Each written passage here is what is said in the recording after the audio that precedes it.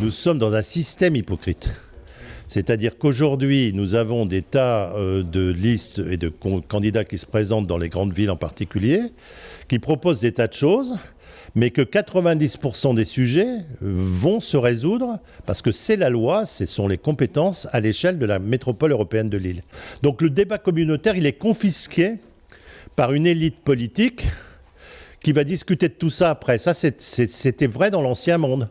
Moi, je dis que dans le monde actuel, avec la prise de conscience qui est en train de se faire sur la nécessité de poursuivre un développement, mais qui en même temps tienne compte de ce qu'on appelle la transition écologique, eh bien, c'est pas comme ça qu'on fait. Je rappelle aussi que les élus communautaires de la métropole lilloise sont élus au suffrage universel, c'est-à-dire qu'ils doivent des comptes à la population qui vote ou pas pour eux.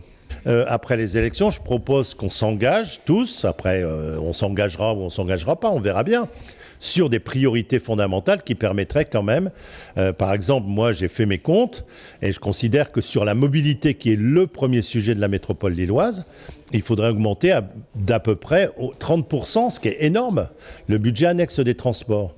Donc il faut qu'on se mette d'accord ou pas sur un tel changement de priorité budgétaire, et ça nécessite qu'on en discute et qu'il y ait donc, je propose un document qu'on pourrait évidemment améliorer les uns avec les autres par une concertation, et que les candidats qui veulent le signent. Moi, j'ai été à plusieurs reprises en responsabilité importante à la métropole de Lille. Ce sont des sujets que je connais bien.